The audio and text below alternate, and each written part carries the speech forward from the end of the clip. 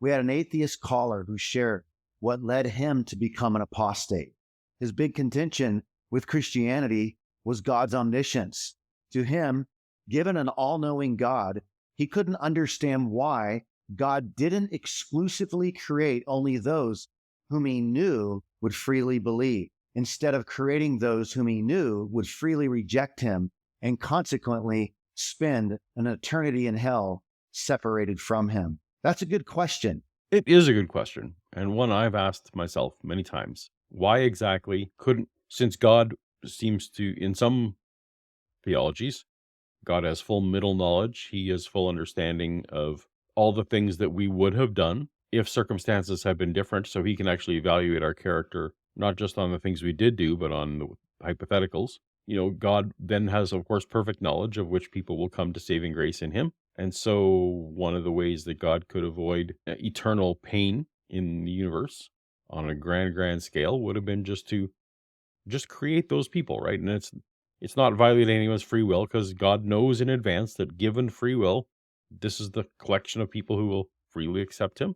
So just make those people. Good question. And it warrants an answer. While it's much easier to imagine a possible world where God created everyone as believers, that is, if they were bereft of free will, like an automaton of sorts.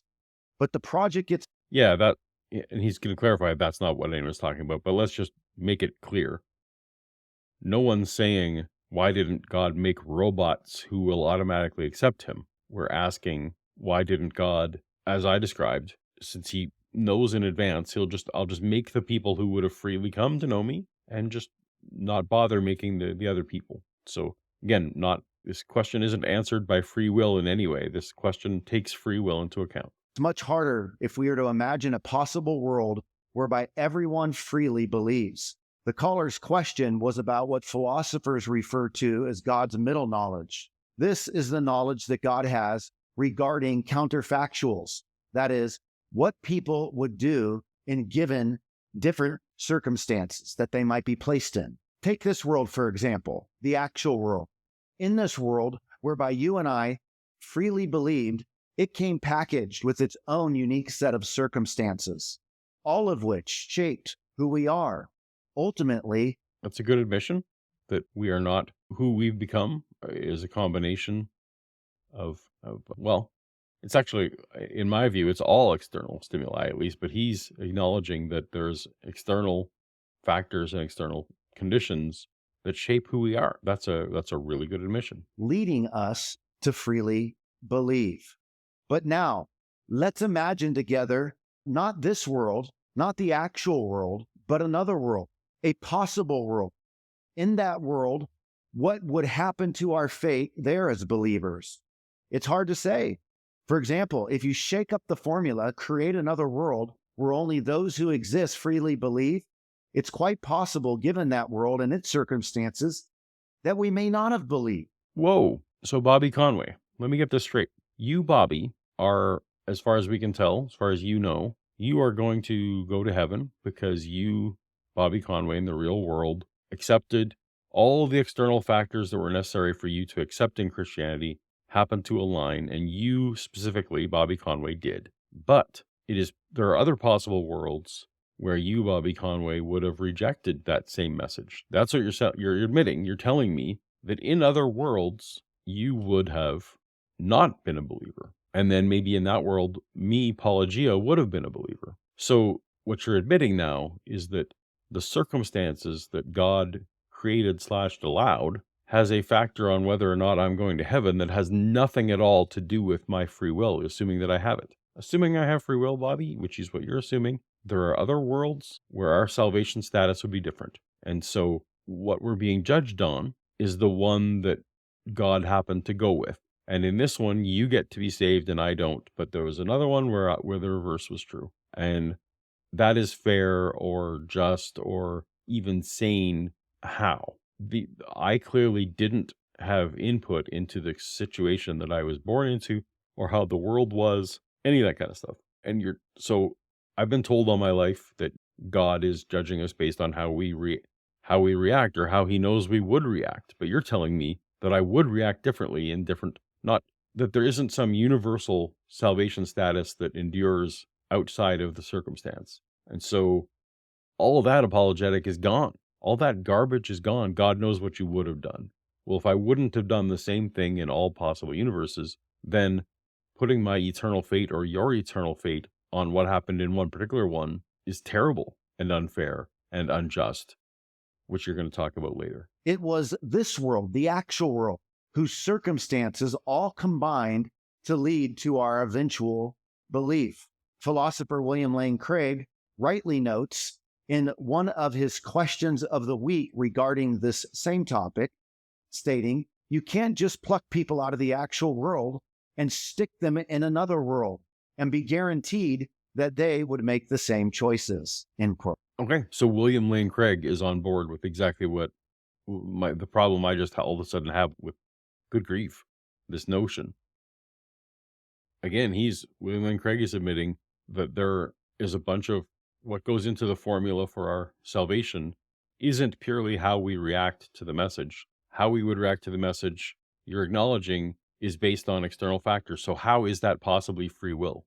Again, I advocate a definition of free will that is the ability to have chosen differently. Not that we make choices, but the ability to have chosen differently and given the identical criteria. Now what you're trying to tell me is that that's not even the kind of free will you're talking about, because you're admitting that our free will, what you're labeling free will, is highly dependent on external factors, and external factors we don't have control of. So this is just problematic that in not all possible worlds would every single Christian or non-Christian react differently, because God could have made the world where Bobby was going to hell and I was going to heaven. That's something I'll be thinking about in hell, apparently.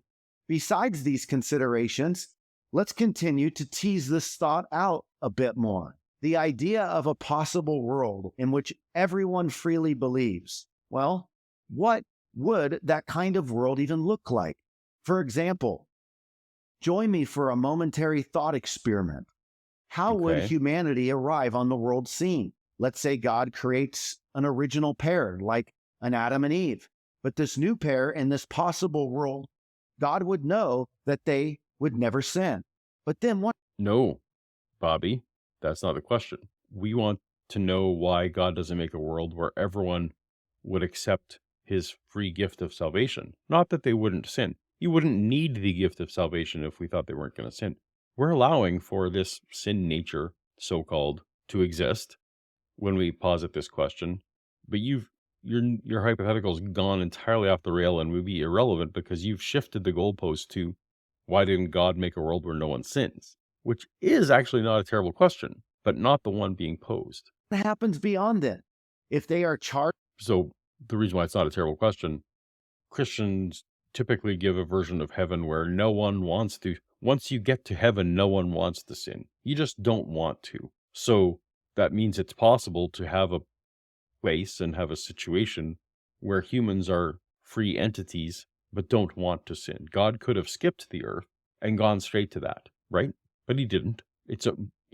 Maybe there is no good it's how do we know the mind of God? I don't know, mysterious ways and all that, but it's a valid question. Seems like, given all the philosophy you're giving us here, God could have skipped a step. With populating the planet, as in the case of the Adam and Eve from the actual world, how can we guarantee once all the various pairs start breeding that all of their future descendants would also freely believe and not sin? You got half of it right.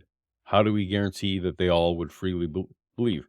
Forget this sin part, because we're acknowledging that everyone would sin. The hypothesis is, why does God just not create a universe where it's only the souls that he knows through his middle knowledge would accept this gift of salvation, even though you seem to now problematically acknowledge that there is no soul for which they universally would or would not accept this gift of salvation. But given that you're continuing hypothetical, you're there. How does God ensure that, like, Cain and Abel also would accept, the sons and daughters of Adam and Eve would be the type to accept? Well, God, it seems to me, let me know if your theology doesn't match this, it seems to me that we're talking about a finite selection of souls. God in the Bible tells us that he knew us before time began. So God knows right now, and God knew before the creation, all the finite set of souls that were going to exist. And apparently, since the soul is separate from the body, God is doing some act of plucking a soul out of the soul jar and putting it into a human at the time of conception. Let's grant that it's at the time of conception. I don't know what happens with identical twins when the cell splits. How does that soul assignment work? I'm not sure. Separate question. But it's God's assigning souls. All God has to do is limit his pool of souls to those that would accept him. We just don't draw from the pool of souls that aren't going to. Like, it's very easy if you're God. I see nothing. Let me know in the comments. Let me know in the chat. Is there something in this thought experiment that I'm missing, that God can't assign the good souls as opposed to assigning the problematic souls at birth? Like, if you're a Christian, you got to be telling me that it's nothing in the genetics anyway. If the soul and the body are separate entities, then it doesn't matter about the genetics being passed along. It's just from the soul bucket. I don't think we could know that. Just take the Adam and Eve from the actual world, created and placed in a perfect setting called Eden. And yet they freely rebelled. And then there are their first kids. Yeah, but if they freely rebelled, and that's the sin I'm acknowledging, we don't know if Adam and Eve are in heaven now. I think we're assuming maybe that they are. But again, doesn't matter whether they sinned. It's a matter of would they accept the gift of salvation. Kids, Cain and Abel. And we all know how quickly things got jacked up. I'd imagine Adam was They jack you up. Back to the Arnold Schwarzenegger story, and I've lost my imitation of the story there. But yeah, things got jacked up. like, hey, kids, we need to follow God's plan. Let me tell you what happened to mom and me for not obeying. But no, free will comes with a price tag. From Adam and Eve's first set of kids, we've got murder.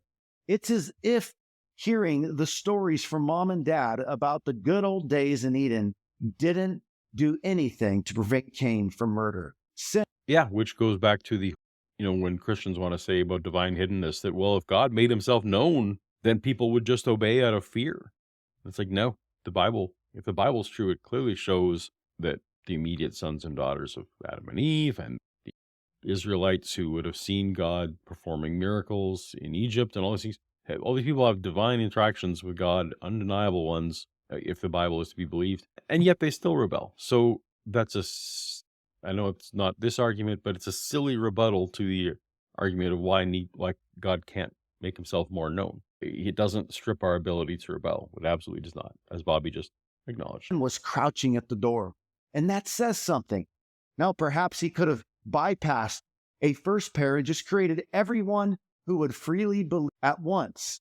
Yeah, he actually could have done that too, but not necessary, because we're not talking about whether or not they sin, but sure, your version works too. But creating everyone at once as believers would imply that God would know something about what their life would have been like had they lived before believing. Well, that's literally the whole point of middle knowledge. Either God has middle knowledge or he doesn't, right? So if you're Bobby Conway, God doesn't have middle knowledge of what I, Paulogia, would have done or not done in alternate worlds, then he's not omnipotent, not omniscient. He doesn't know all the things. You've given God a category of knowledge he doesn't have. For example, to create people as believers already, the believer would need a way to know that he freely believed. So perhaps the scenario. No, that's not a prerequisite, because all God has this middle knowledge of knowing how we will react to salvation. So God doesn't need to create the people already believing. He just needs to create the people and then clearly present the thing to which he knows already how they will react, and they will accept it. This notion that you're coming up with as an objection that he'd have to be believers before they're created, that doesn't apply. So your objection is not a good one. Objection overruled. It would be that God could have created us, as it's been implied before, to wake up in heaven, so to speak, but then sort of upload a narrative of information into our head of the way we would have lived had we lived, even though we never lived that way. Well, that's a real problem. That would make God deceptive. It would base Well, the real problem is he wouldn't need to do that. our relationship with him on an illusion. On this view, according to Craig, our whole past life is an illusion. Your loves, your accomplishments, your times of worship, it's all illusory. I'm persuaded that it would be incompatible with the goodness of God to do such a thing. Well, good for you and Dr. Craig for knocking down that straw man, for poking a hole in a thing that is not what was proposed. Good job. It's deceitful, and God is true and not a deceiver. He treats people with respect as moral agents distinct from himself and allows them the freedom to make decisions, end quote. But he doesn't allow us to make informed decisions. If God wanted me to make an informed decision as to whether I would accept or reject his salvation, he would first have to make himself evident to the extent that I believe that he exists.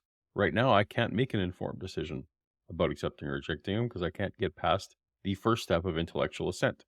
That's an unnecessary step that God could easily remove for everyone. I know that's a different hypothetical here, but it's easily removed. Now, given all the above, perhaps the other option is for God to have never created anyone at all to avoid the problem of hell. Yeah, that actually seems, from my perspective, to be a very good option because God doesn't need anything. The perfect omni-God that the Christians propose could have just gone on existing in whatever sense of timelessness he was in and not created at all. And according to Christian theology, not been any less happy, not been any less satisfied, not any less anything. So creating the vast majority of humanity to be fated for hell in order to have a handful of people that have a good benefit is terrible cosmic math.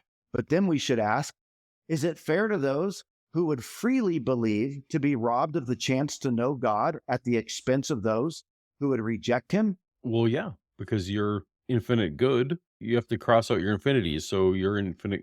I have an infinite bad, you have an infinite good. We, put those over each other, cross off the infinities, cancel the common denominator there. And then we're just left with more people. Then you're left with a finite number, right? The number of people saved over the number of people unsaved. The number of people unsaved is vastly greater than the number of people saved. So the fact that a handful of privileged people would have had a good time doesn't justify the terrible, terrible time of most of the people. It's a lot of hubris there. Well, if God didn't create, then me and my buddies wouldn't have had this amazing party forever. I know you guys are going to get tortured through no fault of your own because God picked a universe where you didn't accept. But what about my party? Really, Bobby? Or someone might say, but why not just create humanity and forego creating hell altogether? But we might wonder, what then of justice? Others might. Hell has nothing to do with justice. I mean, hell does have to do with justice because we all, according to biblical theology, we all deserve to go there. But the fact it's not just because some people don't go there through no merit of their own. That's actually the heart of Christianity, that it's not merit-based. It's just, it's the arbitrary select acceptance of a gift. So it's not justice. We know that if Christianity is true, then there are murderers who accepted the gift of salvation and where the victims didn't get a chance to. So the victim is now burning in hell forever, or however you want to define whatever your version of eternal conscious torment is. And the murderer is up in heaven. Where's the justice? It's arbitrary. It's not justice at all. I'd say, okay, but do we need an eternal hell to satisfy God's justice? Why not annihilationism, which would allow someone to experience God's justice for their temporal life of sin, but not eternal justice? Well, that's a belief option that plenty of Christians hold to. Yeah, that is funny. So it is a belief option that plenty of Christians hold to. But you know what? It won't matter on Judgment Day what your belief option was. Right now, everyone's just speculating. And in fact, the Christians can't agree on this is kind of shocking and amazing, right? This is probably the most important doctrine. Other than salvation, your doctrine of hell seems pretty important. And yet Christians don't agree. And Bobby's like, oh, you think annihilationists makes no sense? Well, some people believe that. So that's fine. If that's not what's real, then it doesn't matter that some of the people believed it. And there are plenty of people who interpret the Bible in good faith who absolutely reject that position. So, Bobby, your notion that some people think I will be annihilated is of no comfort whatsoever. Some further wonder, yet how can hell be just if one receives eternal punishment for a temporal life of sin? Great question. Again, I'd leverage Craig's reflection on this, where he said, the reason the punishment goes on forever is because the sinning goes on forever. It's not like we sin less in hell. No, we would sin more with God's general grace removed. Yeah, so I don't buy this answer either. So this notion that the people in heaven will freely, something about heaven makes you freely not want to sin anymore. You just don't want to. But we're at a different location, like hell has got to be a different location, right? There's something about where we are located that the people in hell can't be given. Why can't the people in hell be given the gift of not wanting to sin anymore, so that at least their punishment doesn't need to continue? Why is the not wanting to sin anymore a part of the gift? Exactly. Because God absolutely could at least let us stop committing further crimes. This makes no sense. And our sin nature operating in full throttle. So all things considered, We're just it's because of this arbitrary choice of the arbitrary world that God put us in, that in one world I might have accepted the grace and this one I didn't, but happens to be the one that's real, so I got to go to hell, and I'm going to keep sinning there through no fault of my own because I'm not in the right place. If I was in a different place, I wouldn't want to sin anymore, but now I keep doing it, so I deserve to stay there forever somehow, and my sentence just keeps getting longer and longer because I can't not sin. There's no free will to not sin there, apparently. So keep talking. I think our job as believers is to be faithful to Scripture and what it teaches, which is entirely unclear on this matter. And as we are, we should remember that God is just, loving, and not willing that any should perish. And well, if he's not willing that any should perish, we just laid out a whole bunch of options that God could have used to make sure that no one perished. And being an omniscient God, he probably could have thought of even more, including just not creating. If God wants for no one to perish, then not creating is a great way to do that. When all is said and done, we can know that no one will be without excuse. In the meantime, we can agonize about the topic, but we can agonize while on mission and while leaning into God from a posture of trust. Okay, Bobby. So I guess you basically don't worry that I've spent 8 minutes giving you no good answers of any kind. Just trust Jesus that it's all going to work out. All right. Well, that is of virtually no comfort to me, the person who, by Christian standards, is going to hell or annihilated. If I choose, I can be annihilated. That'd be great. Sign me up for that. If some of the Christians are correct. Yeah, that's just straight up ridiculous. Let me know in the comments if you think that I missed anything Christians did. Am I misconstruing your theology here? Am I misconstruing middle knowledge? What am I missing? Why do I not get how this hell doctrine that Bobby pitches should make any kind of sense to me whatsoever? And I'm looking forward to that because I would love to have some elucidation here. Bobby didn't give it.